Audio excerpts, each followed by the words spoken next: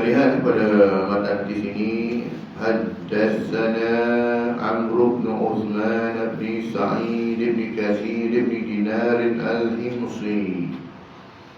Haddatsana Abbad bin Yusuf, haddatsana Safwan bin Amr an Rashid bin Sa'd an Auf bin Malik qala Rasulullah sallallahu alaihi wasallam افترقت اليهود على 71 فرقة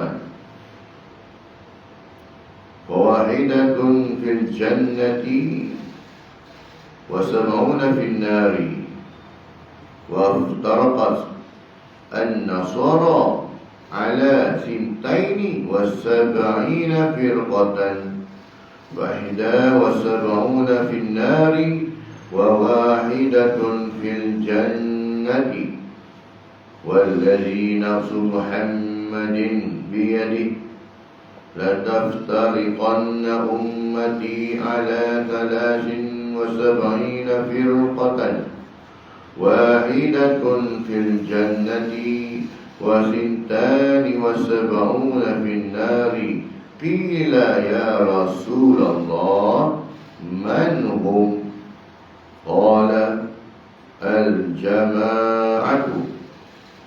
Ini sebut bagi apa? Ahli-Sunnah wal Jamaah ni, al-jama'atu.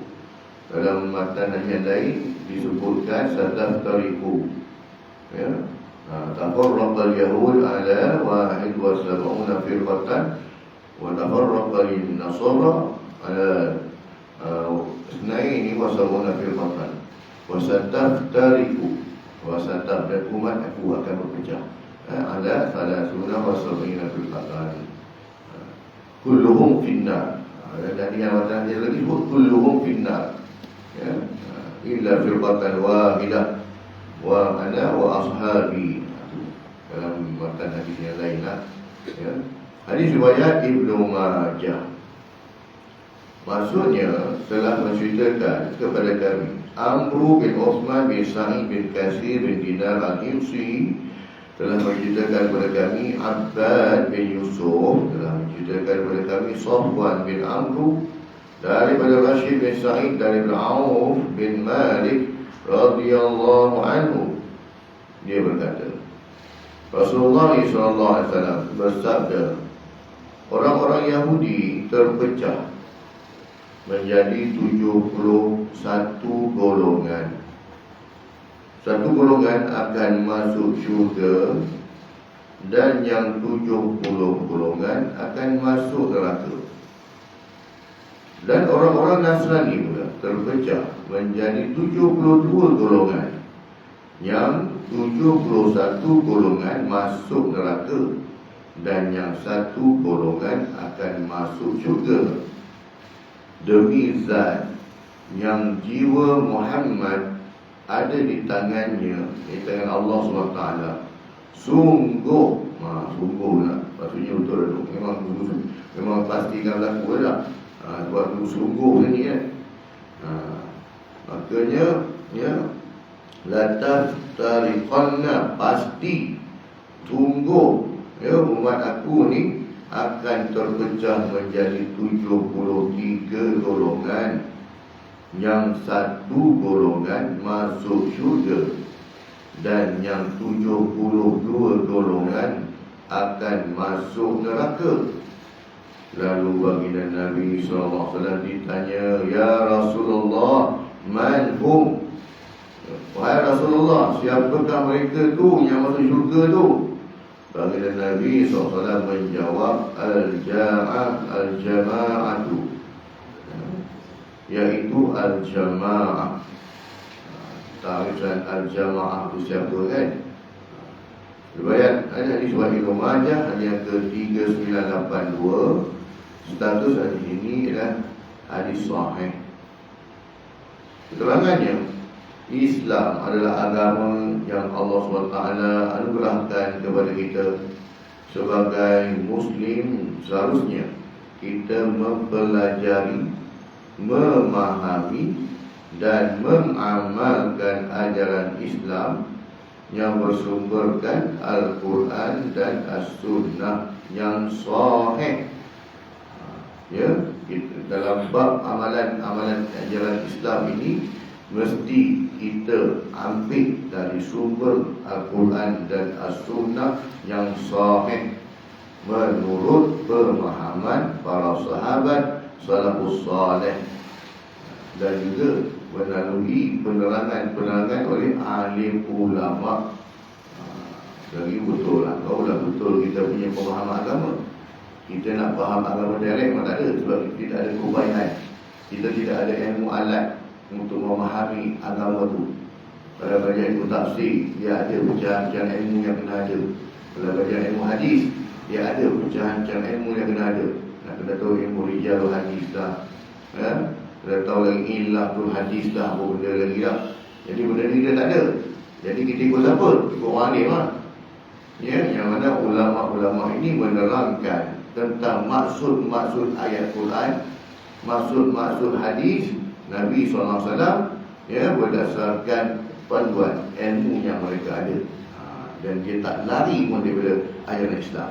Maka itu pemahaman yang benar kan tu. Ya, pemahaman sahabat radhiyallahu anhum yang merupakan aplikasi penerapan secara langsung daripada apa yang diajarkan oleh Rasulullah SAW adalah satu-satunya pemahaman yang benar. Kenapa? Sebab sahabat ini mereka sendiri melihat perbuatan Rasulullah. Mereka sendiri bermuamalah, berkomunikasi dengan Rasulullah dalam kehidupan, baik di zaman Mekah maupun di zaman Madinah. Maka inilah sahabat. Jadi mereka perhati, jadi mereka tengok. Sebab tu dalam ibadah, kenapa kita kena contohi Nabi SAW? Pertamanya, arahan itu turun daripada Allah Ta'ala. Bila turunnya aqimus solat, perintah solat, wa atuz zakat, tunaikan zakat. Bagaimana cara kita nak solat? Berapa banyak kita nak bayar zakat? Mana kita nak ambil sumber? Dari mana kita dapat? Adakah dengan pemahaman kita sendiri, agak-agaknya Allah Ta'ala kata semayang macam mana pun? No.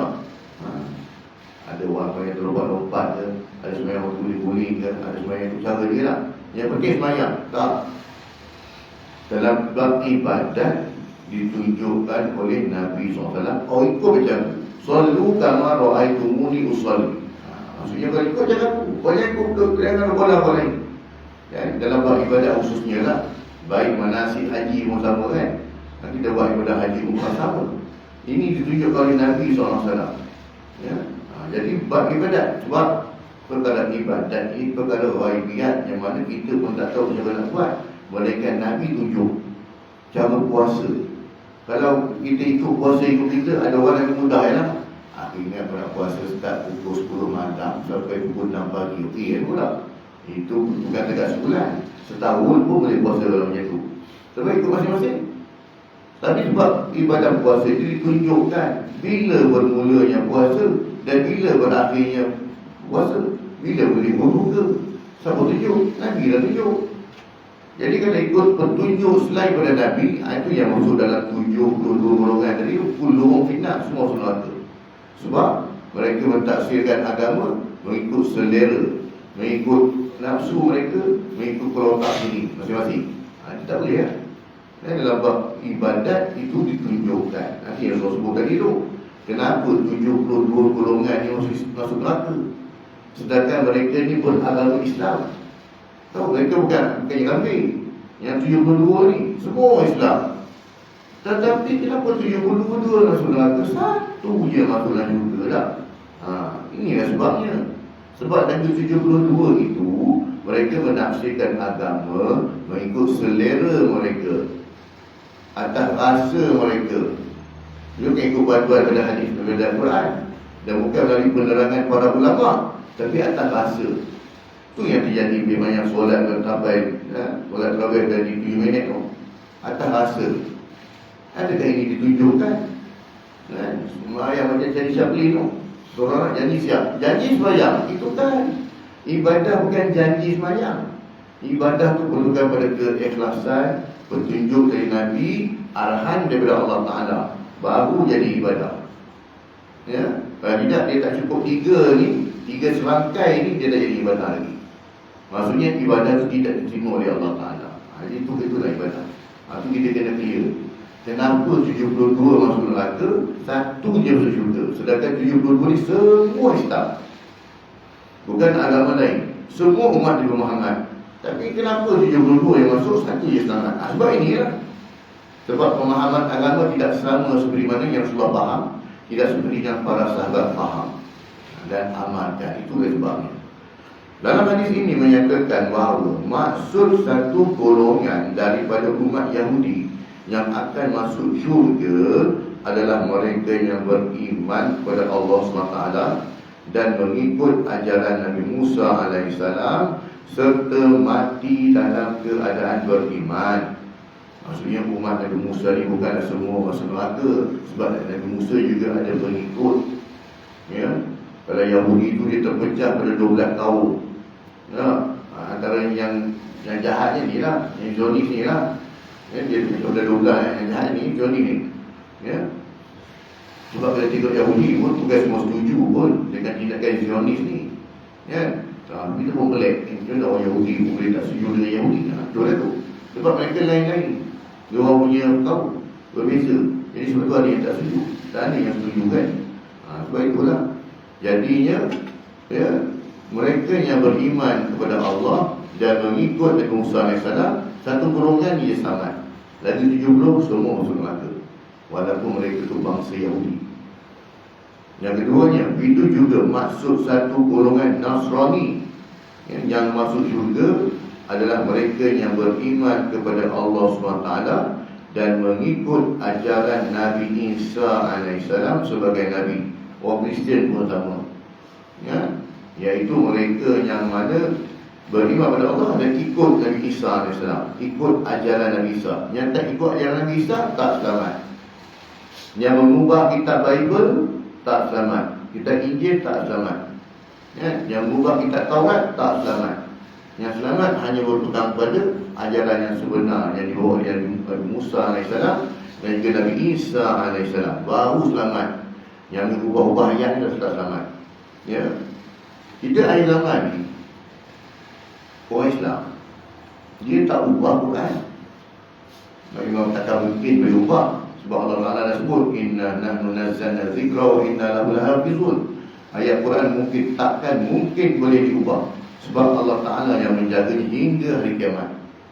Tetapi orang Islam dia tak ubah ayat Quran, tapi dia ubah pemahaman ayat Quran itu. Ayat dia tak ubah. Tapi kalau Nasrani, Yahudi, dia ubah terus. Perkataan Muhammad ditukar dalam bentuk lain. Perkataan dia diubah. Ya, hukum-hukum diubah. Ubah ayat. Tapi Islam dia tak ubah. Sebab Quran takkan mungkin boleh diubah sampai kiamat, Allah akan jaga.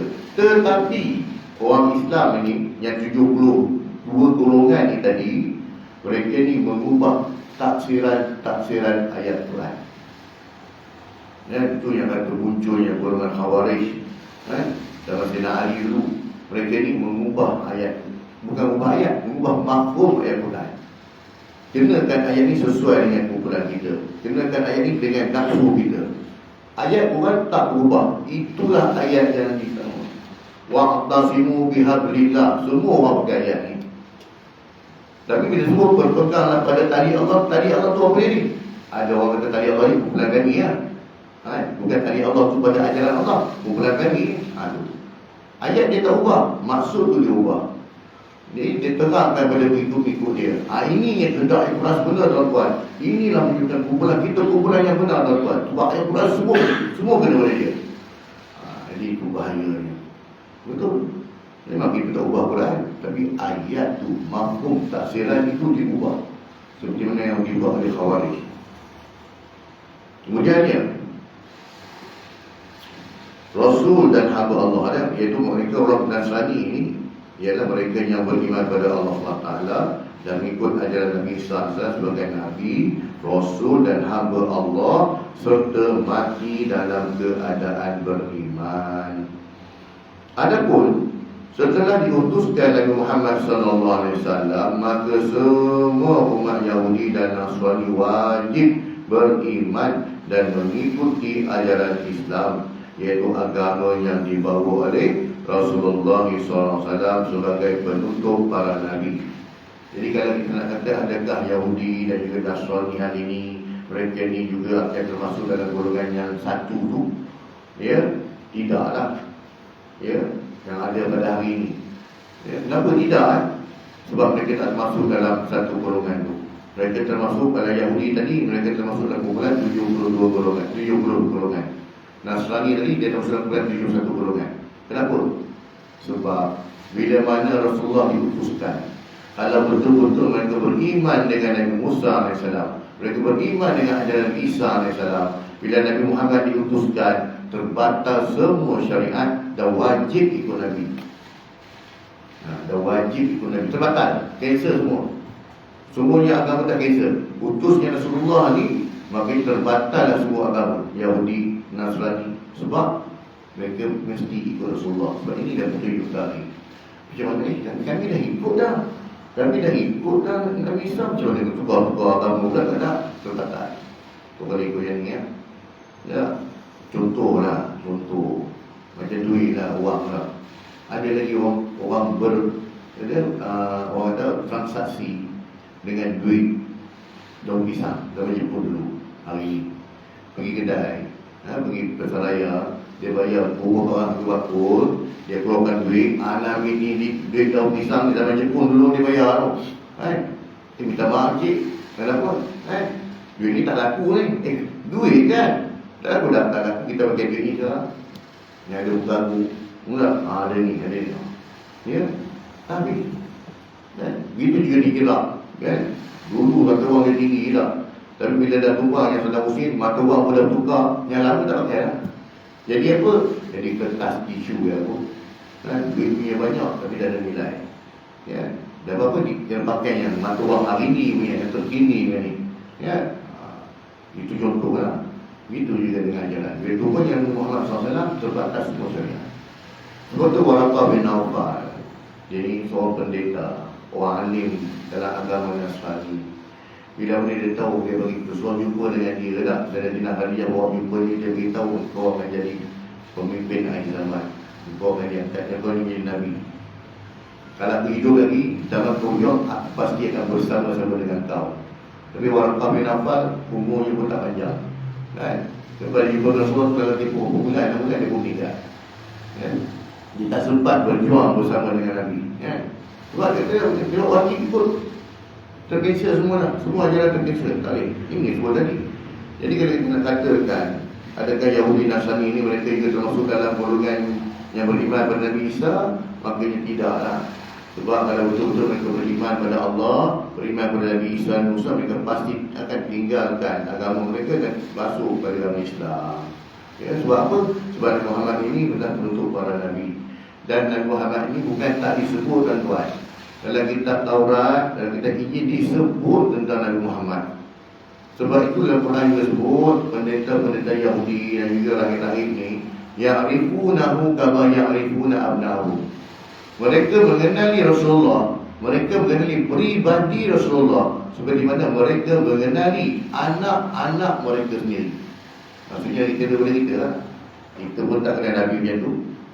Tapi pendeta Yahudi, Nasrani kenal Nabi tu macam mereka kenal anak mereka sendiri.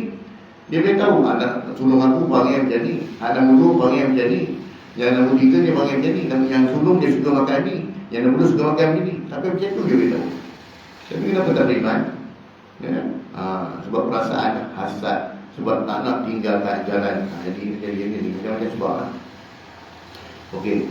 Kemudiannya prinsip ini adalah berdasarkan hadis riwayat Abu Hurairah radhiyallahu anhu daripada Nabi Muhammad sallallahu alaihi wasallam yang bermaksud demi Rabb, yang Tuhan yang diri Muhammad ada di tangannya, tidaklah seorang daripada umat Yahudi dan Nasrani yang mendengar tentangku, yakni Muhammad, kemudian dia mati dalam keadaan tidak beriman terhadap ajaran yang aku bawa, nescaya dia termasuk penghuni neraka. Ya. Hadis riwayat Muslim hadis ke-153. Maksudnya sesiapa saja, terutamanya berita-berita ni lah, orang Yahudi Nasrani ni, dia dengar tentang kedatangan Nabi Muhammad SAW, dia wajib beriman. Sebab apa? Dia kena tinggalkan terus ajaran dia, terbatal agama dia tu, masuk agama Islam. Ini sebabnya. Ya. Kalau dia tak beriman, ketika dia dengar Rasulullah sebagai Nabi, dia tidak beriman, makanya niscaya dia termasuk penghuni neraka. Okey. Antara sebab-sebab berlakunya perpecahan dalam kalangan umat Islam ini kenapa? Kenapa umat Islam berpecah? Ya. Kita boleh kata memang umat Islam pecah, tapi itulah disebut orang Yahudi juga pecah, orang Nasrani juga pecah kan. Jadi apa masalahnya? Orang Islam pecah tak ada masalah lah, sebab orang Yahudi pun berpecah, orang Nasrani pun pecah. Betul.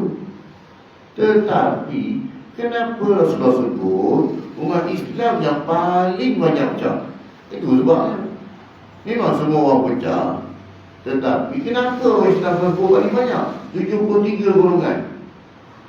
Dan 73 ni tuan-tuan, bukan benda yang bintar. Yang ni memang 73 tak.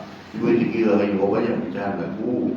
Ya, 73, 72, 71 itu menunjukkan banyaknya perpecahan yang berlaku. Ya, jadi Rasulullah gambarkan dalam bentuk nombor. Kalau kau sebut secara umum, orang Yahudi berpecah, orang Nasrani berpecah banyak sikit pada Yahudi, orang Islam berpecah lagi banyak pada Yahudi. Jadi banyak tu kita tak tahu gambaran apa. Adakah Yahudi berpecah 3, kan? Nasrani pecah 4, Islam pecah 5. Tak banyak, belakangan je pecah 5 dah.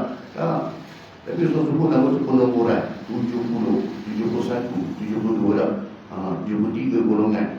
Nak beritahu banyaknya berlaku perpecahan tersebut. Itu yang kita tahu. Kalau kita kira hari ini dalam dunia ni perpecahan Islam banyak lah, kan? Tapi bukan itu. Yang dimaksudkan anda mahfuz di sini ialah bilangan orang Islam berpecah lebih banyak daripada Yahudi dan juga Nasrani. Kenapa? Kenapa orang Islam berpecah? Ya, yang pertamanya antara sebab-sebab berlakunya perpecahan dalam kalangan umat Islam ialah tidak kembali kepada Al-Quran dan juga As-Sunnah. Hal ini ada nyatakan dan ditegaskan oleh Allah SWT dalam Al-Quran agar kita berpegang teguh dengan jalan Allah SWT, iaitu Al-Quran dan As-Sunnah. Ini punca dia. Rasulullah ini sebut dah, taraktu fikum amran inna wasatum bima dan tadilu ala wa Quran wa sunnati. Aku tinggalkan pada kamu 2 perkara, yang mana kalau kamu berpegang sungguh-sungguh dengan 2 ini, maka kamu tidak akan sesat. Lan tadilu, kamu tidak akan sesat selama-lamanya, iaitu Al-Quran wa sunnati, iaitu Al-Quran dan juga sunnah. Pegang sungguh-sungguh. Dalam hadis riwayat lain sebut apa? Gigitlah sunnahku dengan gerahammu. Gigitlah sunnahku dengan gerahammu. Sungguh-sungguh sunnah. Ikut sunnahku. Dalam beribadah ikut. Janganlah bola-bola yang pusing. Subuh 2 rakaat, janganlah ubah-ubah lagi dah. Dah cantik dah, putih dah. Dalam beribadah semua dah cantik. Jangan pandai nak ubah-ubah lagi dah. Dalam bab manasik haji dia cantik, dia susun cantik, elok kan, jangan pada lagi nak ubah. Tiba-tiba makin nak kata ubah ni, tak ada lah. Hari ni kos haji dah makin meningkat. Sampai cerita 30,000, mana mampu nak pergi, kita ubah je lah. Sabar tu pergi lah sejam haji bat. Tak? Oh tak lah je. Pusing juga. Kan? Buat lah. Tempat langit 1 meter tu tempat pasang ini kan. Oh tak lah. Tempat mengejar lembing kat jalan jebat tu buat tempat melontar. Senang sikit kita lah. Apalah masalah. Kalau semayang pun boleh buat kat mana-mana, takkanlah haji tak boleh buat. Kalau fikir macam ni tuan-tuan, tak payah apa tu. Buat apa sebiji macam kat Mekah. Nah, kalau contoh macam diharam pun boleh dibina kat Gua Musang kan. Masjid yang hukum macam diharam kan, boleh buat kat Gua Musang. Takkan tambah senang sangat lah. Tapi kenapa tak boleh? Wajib buat di Mekah. Di Madinah pun tak boleh. Nak buat manasik haji pula. Sebab apa? Ini perintah. Perintah. Agama bukan ditaksikan ikut suka. Memandangkan kita kos haji semakin meningkat, membenarkan orang pergi haji berjuta-juta. Kita risau takut makin coronavirus lagi lah, tersebar penyakit lagi. Dan kita jangan salah, kita buat Kaabah sendiri. Tak boleh. Sebab itu perintah Allah ditunjukkan kan. Ibadah korban katakan hari ni lembu kos makin tinggi lah. Kos lembu makin tinggi lah. Mana ada turun kan. 4,000 dan 5,000 senin 6,000 lah. Tukarlah sembelih ayam tu lah. Tak. Tapi dia dah letak 4 kaki, tak apalah, kita buat 2 ekor ayam, kan 4 ekor kaki. Semua salah je. Dia tak boleh lah. Agama minta siap jadi habis jahanam. Sebab tu kata dalam bab ibadat kena semua tunjuk. Dia bukan itu selera sendiri lah. Dia tak boleh dikias-kiaskan. Kan? Dikiaskan lembu tadi 4 kaki, kita kiaskan dengan ayam 2 ekor, ada 4 kaki. Ya, tak boleh. Itulah agama tuan-tuan. Tapi bila agama ini ditafsirkan, tak kembali pada Quran dan Sunnah dan dari penerangan para alim ulama yang muktabar daripada Imam Syafi'i, Hanafi, Maliki, Hanbali dan juga ulama hadis, Imam Bukhari, Muslim, Abu Daud, Ibnu Majah, An-Nasai, At-Tirmizi, semua ni lah. Makanya ini yang jadi. Sebab saja tak nak ikut ulama terang betul lah. Tapi dia nak kona juga, nak bikin dekat aku. Nak bikin dengan nafsu aku. Ya. Dia tak ambil pada ulama yang muktabar. Mana-mana dia kutip tak tahu. Tapi ada sebut nama lah, tapi tak tahu muktabar tidak. Muktabar atau muktabar tu dia tak tahu. Kutipnya. Sedangkan ulama-ulama muktabar dalam bab ibadat, mereka dah jelas jaga kunci. Kita yang tahu kau. Kalau fiqh solat tuan-tuan, dalam fiqh solat ada satu kitab fiqh solat mazhab Syafi'i lah. Kalau kita nak pegang pada mazhab Syafi'i, tengok ni. Memang ada. Cara tunjuk solat yang ikut pandangan mazhab Syafi'i, Imam Syafi'i. Macam mana cara solat? Tapi bila kita tahu apa-apa saja ni, jadi jauh lah tu. Ini yang pertama. Dalam surah Al-An'am, ayat yang ke-153, Allah Ta'ala berfirman, A'udzubillahi minasyaitonir rajim. وأن هذا صراطي مستقيما فاتبعوه ولا تتبعوا السبل فتفرق بكم عن سبيله ذلكم وصاكم به لعلكم تتقون. Maksudnya dan bahawa sesungguhnya hadza sirati, inilah jalanku, yakni agama Islam yang betul lurus, mustaqiman, agama yang lurus, maka hendaklah kamu menurutnya. Dan janganlah kamu menurut jalan-jalan yang lain daripada Islam. Apa itu jalan-jalan yang lain dari Islam? Bila jalan-jalan yang Nabi tunjuk kau tak ikut.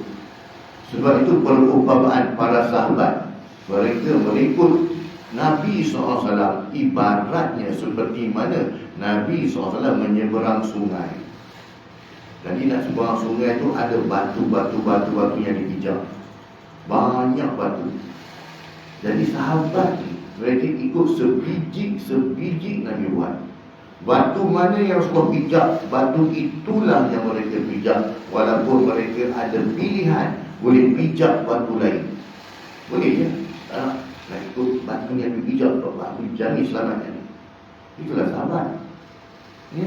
Padahal dia ada pilihan tau. Boleh je banyak nak syokkan, boleh nak laju pada Nabi pun boleh. Tak, nak lajuan. Tak, ikut langkah Nabi. Batu mana yang Rasulullah pijak, batu itulah mereka pijak. Ini yang disebut Islam. Ya. Sebab agamanya lurus. Betul Allah Ta'ala, jangan ikut jalan-jalan lain selain berislam. Kerana jalan-jalan yang lain itu mencerai-beraikan kamu dari jalan Allah. Walaupun nampaknya macam Islam, walaupun pakaiannya itu seolah-olah ala-ala Islam, perkataan disebut perkataan bunyinya Arab, tapi kalau tidak menepati Al-Quran dan Sunnah, makanya dia terkeluar daripada ajaran Islam. Walaupun nampak gayanya macam Islam. Dengan yang demikian itulah Allah perintahkan kamu supaya kamu bertakwa. Kalau kita hamba yang bertakwa, ialah hamba yang takutkan azab Allah atau perbuatan kita. Ya, kita bertakwa kalau kita tak bersyukur Allah Ta'ala, insyaAllah selamat. Tapi sebab tidak ada sifat takwa, dia tak rasa, boleh ikut, esok Allah minum daripada ni kan, apa masalahnya. Aku bukan buat maksiat pun, bukan yang judi, bukan yang minum pun. Buat ibadat kan takkan salah. Pada perasaan, mengikut sangkaan-sangkaan, takkan salah buat benda ni. Ya, Benda ni kami dah amalkan dah berapa tahun. Bila kata nenek moyang kami takkan salah benda ni. Takkan tiba-tiba nak ubah benda lain. Inilah dialog yang sama yang Rasulullah berhadapan dengan orang-orang Arab Jahiliyah. Inilah dialognya. Kau Muhammad datang kami sembah ni kan, kami sembah berhala ni bawa pada Tuhan juga. Bukan tak bawa pada Tuhan. Benda yang kau sibuk suruh kami tinggalkan berhala tu kenapa? Sebab apa bukti dia? Al-Quran juga sebut, wala in sa'altahu man khalaqas samawati wal ardi la yaquluna Allah. Kalau kamu tanya pada orang Arab Quraisy ini, orang kafir Quraisy ini, tentang siapakah yang menjadikan langit dan bumi, la yaquluna Allah. Sudah pasti mereka mengatakan Allah jadikan langit dan bumi. So apa masalah? Sebab orang kafir Quraisy mengaku Allah, mereka juga sebut Allah. So apa masalah? Masalah sekarang ialah kau sembah Allah tidak dengan cara yang betul. Itu je lah. Nabi diutuskan nak ubah manusia daripada penyembah berhala pada direct sembah Allah Ta'ala. Itu je lah. Tapi ini yang dia orang terima. Sebab kita manusia ni kita suka tengok, nampak tapi ada Tuhan. Kalau nak kata perasaan Tuhan. Ini buat ni. Itu kalau Allah tu konsep sama dia. Semua orang mengaku tentang kewujudan Allah, tapi cara menyembah tak betul. Itu sebab tak kena dibetulkan. Itu yang pertama, tak pegang pada Quran dan Sunnah. Yang keduanya, tidak mengambil keseluruhan agama itu. Sedangkan disebut itu hulu fisimika, maksudnya Islam dengan sepenuhnya. Perkara ini juga merupakan antara sebab utama berlakunya perpecahan, iaitu mengambil sebahagian daripada agama dan meninggalkan sebahagian yang lain. Inilah yang berlaku kepada golongan Nasrani. Di mana Allah SWT dalam surah Al-Ma'idah ayat yang ke-14, وَمِنَ الَّذِينَ قَالُوا إِنَّا نَصَارَى أَخَذْنَا مِيثَاقَهُمْ فَنَسُوا حَظًّا مِّمَّا ذُكِّرُوا بِهِ فَأَغْرَيْنَا بَيْنَهُمُ الْعَدَاوَةَ وَالْبَغْضَاءَ إِلَى يَوْمِ الْقِيَامَةِ. Maksudnya, dan di antara orang-orang yang berkata bahawa kami ini orang-orang Nasrani, kami juga telah mengambil perjanjian setia mereka, maka mereka juga melupakan meninggalkan sebahagian dari apa yang diperingatkan mereka dengannya. Lalu kami tanamkan perasaan permusuhan dan kebencian di antara mereka sampai ke hari kiamat. Jadi orang Nasrani ini, mereka telah berjanji untuk tak setia. Makanya bila mana mereka lupa akan perjanjian tersebut, maka mereka meninggalkan ajaran. Ini tak berkata ajaran Isa AS tadi. Kata sebab itulah Allah Ta'ala wujudkan permusuhan antara mereka. Sama tak kita dengan Islam? Bila kita tidak berpegang pada Quran dan Sunnah, tidak mengikut panduan para ulama, masing-masing mentafsirkan agama mengikut kumpulan masing-masing, agak-agak kita ni berkawan ke bermusuh. Maka masing-masing kumpulan dia akan mendakwa kamilah yang paling Islam, kamilah yang paling dekat dengan Nabi SAW. Tak, masing-masing akan mendakwa demikian. Sebab mereka mentafsir agama mengikut kehendak mereka, kumpulan mereka. Yang ketiganya, kenapa orang Islam pecah? Kejahilan merupakan salah satu faktor yang akan menakijahkan kepada perpecahan, kerana ia tidak didasari dengan ilmu. Banyak orang kita hari zaman ini semuanya acah-acah ustaz, acah-acah alim. Dan bila kita lambung tajuk perbahasan ilmu ke laut, dia tak boleh bahaskan dengan ilmiah, tapi dia cuma bahaskan dari nafsu, emosi saja boleh. Tapi bahasa ilmiah tu dia tak boleh jam. Kan? Selain itu, antara tanda kiamat ialah berleluasanya kejahilan dan ilmu pula akan diangkat. Sedangkan kita hari zaman dan tuan, kalau pergi kedai kitab lah, pergi kedai kitab kat Melaka dulu lah, ya, kitab apa yang tak ada, ilmu apa yang tak ada, kena nak lah. Dan pengajian-pengajian bukan setakat di masjid macam ni, online ni, YouTube ni. Tak, masuk dalam Facebook ni. Kan? Ada je tak? Tapi kenapa mesti jahil? Pelik juga tak? Zaman Rasulullah, zaman Nabi nak dapat ilmu, nak akses ilmu susah. Zaman Imam Bukhari, zaman Imam Nawawi, nak akses ilmu susah, mana ada macam ni. Hari ni tengok, ini mudah lah. Online terus lah. Nak belajar pada dah malas sangat. Malas lagi masjid ni. Aku tengok kuliah Ustaz ni. Tu Facebook sudah lah. Kan? Tapi bagi jahil pula. Kenapa tuan? Ya? Faktornya ialah perasaan pandai. Baru belajar silat, baru tumbuh angin. Baru tumbuh angin, dia dah perasan dia dah ada tali minyak hitam. Ya. Dia dah perasan dia ada tali minyak hitam. Padahal baru belajar tumbuh angin, kuatkan kebuda lah. Duduk, kuatkan kebuda, terus 1, 2, 3 lah. Oh, balik-balik kata, aku dah ada tali minyak hitam lah. Dah nak cabar orang. Itu lah. Sebab tidak mengikut disiplin ilmu. Dia tidak mengikut disiplin ilmu. Bukan dia tak ada ilmu, tuan-tuan, dia ada ilmu dengan kuliah-kuliah memang dia ada. Adalah asas ilmu. Tapi di sini nak mengupas ilmu belum tentu, belum boleh lagi. Sebab dia perlukan berhajatkan ilmu alat yang lain. Ada ilmu sufi, ada ilmu fiqh. Kita nak bahas tentang fiqh lah. Kan? Kalau dalam bab kehidupan dia ada ilmu siasat. Kan? Justru kalau buat kita tentang siasat, fiqh siasat. Tapi bila dia cerita tentang siasat, tentang politik, dia tak ikut yang ni. Dia hantar kuliah je. Sebab dia dah tahu bantuan yang ditunjukkan. Jadi dia perasan dia tahu. Dia dah tahu pun. Sebab tu dia tidak ada harmoni dalam beragama. Masing-masing dia kata dia betul. Ni sebab patut kejahilan. Ya. Kenapa? Mengabaikan masalah hukum dan hubungan kemasyarakatan bukan sahaja menimbulkan kerosakan dalam masyarakat itu sendiri, malah akan mengakibatkan tergugatnya sebuah kehidupan yang damai. Ya?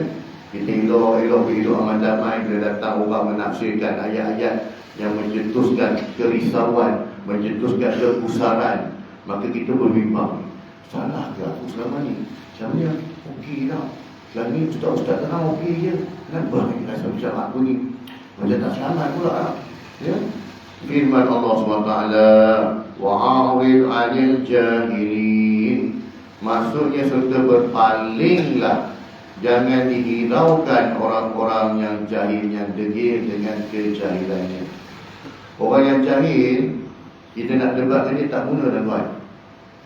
Tapi kalau tak debat dengan dia, tak pandai mereka, dia lagi besar pula tak. Sebab dia nak sebab orang macam dia benar kan. Sebab dia menguasai media sosial. Kalau tak ditegur tak dibahas dengan dia ni, maka dia bila dia gunakan media sosial, orang akan tengok dia betul. Ya. Bukan cara dengan berdebat dengan dia, tapi dengan cara memberi penerangan melalui media sosial kita pula. Itu cara.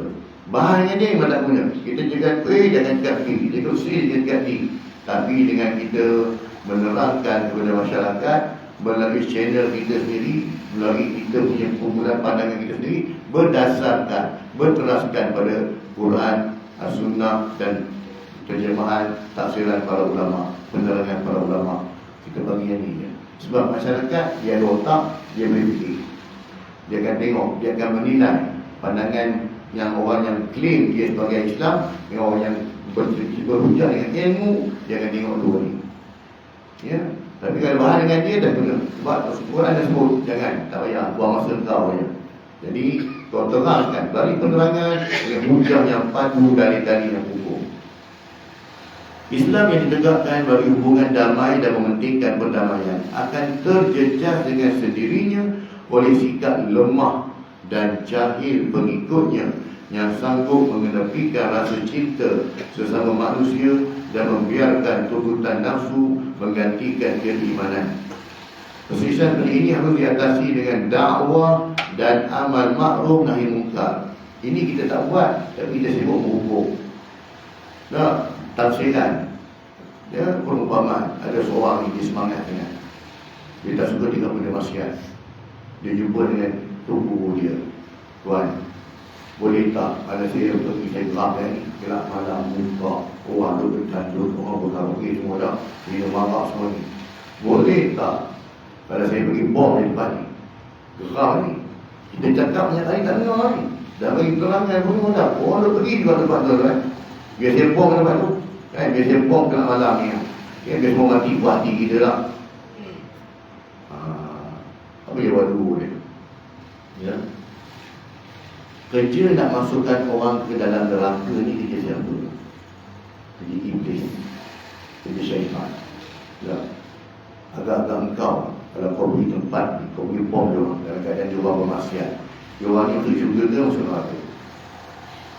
Dan kau sendiri masuk syurga ke masuk neraka kalau kau mati masuk neraka kan. Jadi kerja menarik orang masuk neraka ni kerja siapa? Kerja kita. Kita ni orang Islam ambil kerja Nabi, bukan kerja iblis. Kerja Nabi apa? Kerja Nabi ambil seramai mungkin, tarik seramai mungkin masuk syurga. Walaupun mulut dia berwarak, tarik dia masuk syurga. Itu kerja Nabi. Nahnu seperti mana kata Tuhan Imam Syafi'i, nahnu du'as walasna qudah. Kita ni sebagai pendakwah, kita bukannya hakim menjatuhkan hukum ke orang. Kau neraka, kau syurga, kau neraka, kau syurga. Itu kan kerja kita. Kerja kita menarik seramai mungkin. Kalau Rasulullah tak bersikap macam ni, tak ada Rasulullah pergi berdialog dengan Abu Jahal, dengan Abu Lahab. Apa guna? Sebab Rasulullah tak payah orang macam ni dah kompon neraka tu. Buat apa punya dia lagi lah. Buat apa cerita daripada Islam. Dah kompon neraka dah pun. Ini bukan sifat Nabi. Sebab Nabi ialah melihat semua umatnya berpotensi masuk ke syurga. Rasulullah tidak menerakakan orang. Itu Nabi. Jadi kita ikut cara Nabi ke cara iblis? Kalau cara iblis, dia akan tarik seramai mungkin masuk neraka. Sebab itu janji dia dengan Allah. Aku akan tarik seramai mungkin anak-anak Adam ikut aku masuk neraka. Anak-anak aku masuk neraka. Aku akan hiaskan maksiat itu menjadi cantik pada pandangan mata mereka. Nampak cantik, zina cantik, minum arak cantik, berjudi itu cantik. Nampak sedap, nampak seronok. Aku akan buat ini sebab aku nak tarik mereka masuk neraka. Jadi kita ni pilihlah. Kalau kita nak orang masuk neraka, maka kita telah membantu iblis lah. Tapi kalau kita nak tarik orang juga, kita bantu Nabi SAW. Sebab tu ni kata tadi, kadang-kadang dakwah kita tak berjalan, tapi kita dah hukum. Kita dah hukum orang. Padahal dakwah tak buat pun, kau buat apa? Komplain dalam WhatsApp, dalam Facebook. Tindakan apa buat? Doa dia buat doa malam-malam kita bangun tahajud, kita doakan ya Allah bagi wanita yang begini. Sebab itu dah kerja Nabi. Jadi kita ambillah kerja Nabi tuan-tuan. Jangan kita ambil kerja iblis. Yang kerja iblis ni kerja nak tarik orang neraka je. Syekh Profesor Dr. Yusuf Al-Qaradawi merumuskan dengan menyatakan bahawa hadis di atas tidak menunjukkan bahawa perpecahan yang berlaku itu akan kekal sehingga ke hari kiamat.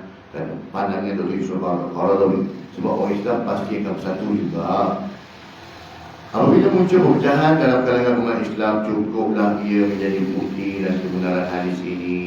Ya, ini kerana mungkin sebahagiannya telah muncul dan kemudian ia berjaya ditumbangkan oleh kebenaran sehingga ia lenyap selama-lamanya. Ya, umat Islam dia tahu satu juga lah. Ya, tapi yang sementara tu, ya, untuk membenarkan perkataan Nabi, memang kita berbicara. Dan berbicara Islam lebih teruk daripada Yahudi dan juga Nasrani. Kesimpulannya, yang pertama, Islam merupakan agama yang menentang segala perkara yang membawa kepada perpecahan. Sebab ini bukan kerja Islam. Kerja musuh Islam betul nak buat perpecahan. Ini kerana Islam amat menitik beratkan perpaduan dalam kalangan umatnya, sama ada sesama Islam atau sebaliknya. Sebab tu bila ada perbezaan antara kita, cuba kita cari satu titik persamaan. Apa benda yang kita boleh bersama dalam bab yang kita bersama yang ini lah. Makanya di situ kita jumpa. Dari situ nanti kebersamaan itu nanti kita cuba bentuk satu kesefahaman. Kan? Kita dah boleh bersama dalam satu isu, cari kesefahaman. Dan dapat satu kesefahaman, bentuk lagi satu kesatuan. Orang nampak satu lah. Ya. Yang kedua, golongan yang terselamat sebagaimana yang dimaksudkan oleh hadis adalah golongan yang berpegang teguh dengan Al-Quran, Sunnah Nabi SAW, dan golongan yang mengikuti jejak langkah para sahabat radhiyallahu anhum, yang para sahabat Nabi SAW. Hal ini kerana Nabi SAW sendiri mengakui bahawa khairul qurun qurni, thumma alladhina yalunahum, thumma alladhina yalunahum. Rasulullah sebut sebaik-baik kurun ialah kurun aku, kurun yang terbaik. Ya, ada 3 kurun yang pertama. Jadi kurun Rasulullah, kemudian kurun kepada sahabat, dan kurun yang ketiga kurun tabi'in. Ya. Jadi 3 kurun ini yang pertama, dan ia termasuklah kurun para sahabat radhiyallahu anhum. Ya, para sahabat Nabi SAW. Kesimpulan yang ketiga, golongan yang selamat adalah Ahlus Sunnah wal Jamaah. Ahlus Sunnah wal Jamaah dia bukan slogan, dia bukan persatuan, dia bukan NGO dan sebagainya. Ya, Ahlus Sunnah wal Jamaah ni semua orang ada. Dan semua orang ada, yang mana mereka ini mengikut sunnah Nabi SAW. Ahlus Sunnah wal Jamaah dia tidak terdiri, tidak terbentuk dengan kumpulan, dengan kaum. Sebab konsep Ahlus Sunnah wal Jamaah ni luas satu dunia bahkan. Jadi kita tak boleh nak claim lah kita hanya kita Ahlus Sunnah wal Jamaah. Orang tak. Ya, dia satu bentuk kesepahaman. Siapa-siapa saja yang menjalani kehidupan dia berteraskan Al-Quran, hadis dan juga para sahabat, inilah Ahlus Sunnah wal Jamaah. Selain daripada itu, kita kena check lagi. Betul tak betul mendapati apa yang kau buat. Jadi satu dunia terpakai, bukan hanya di Malaysia sajalah. Ya, golongan yang selamat ialah Ahlus Sunnah wal Jamaah, iaitu mereka yang mengikuti sunnah Nabi SAW. Mereka konsisten dengan apa yang dijalankan Rasulullah SAW dan para sahabat radhiyallahu anhum. Ya, wallahu a'lam. Alhamdulillah kita selesai mengupas hari yang ke-31. InsyaAllah pada kuliah akan datang kita akan masuk pada hari yang ke-32, iaitu api yang keluar daripada arah negeri Yaman. Jadi hari yang kedua ni kita dah masuk ke fasa-fasa terakhir menuju ke kiamat lah. Ya, hari yang pertama hingga hari yang ke-31, hari ini cerita tentang tanda-tanda kiamat. Hari 32 ke atas, fasa menuju ke arah kiamat. Yang berlaku macam inilah, kita Yahudi, Palestin, ya. Ini ya, fasa-fasa ni akan diterangkan untuk kuliah-kuliah akan datang. Semua yang baik kepada Allah SWT, semua kelemahan dan kurangnya semua ampun dan maaf. Dengan kelemahan diri saya sendiri, semua Allah gunakan kepada kita kefahaman dan kekuatan untuk kita amalkan dan sampaikan, insyaAllah. A'udzubillahi minasyaitonir rajim. Bismillahirrahmanirrahim. Alhamdulillahil alamin wassalatu wassalamu ala Muhammadin wa ala alihi washabbihi ajmain. Allahumma rabbana zidna ilma warzuqna fahma wa amalan maqbula. Allahumma ij'al hadha jam'an marhuma wa tafarruqana min ba'dihi tafarruqan ma'suma. Allahumma rabbana atina fid dunya hasanatan wa fil akhirati hasanatan wa qina adzaban nar. Wa sallallahu ala sayyidina Muhammadin wa ala alihi washabbihi wa baraka wa sallam. Walhamdulillahi rabbil alamin. Subhanallah wa bihamdika asyhadu an la ilaha illa anta astaghfiruka wa atubu ilaik. Assalamualaikum warahmatullahi wabarakatuh.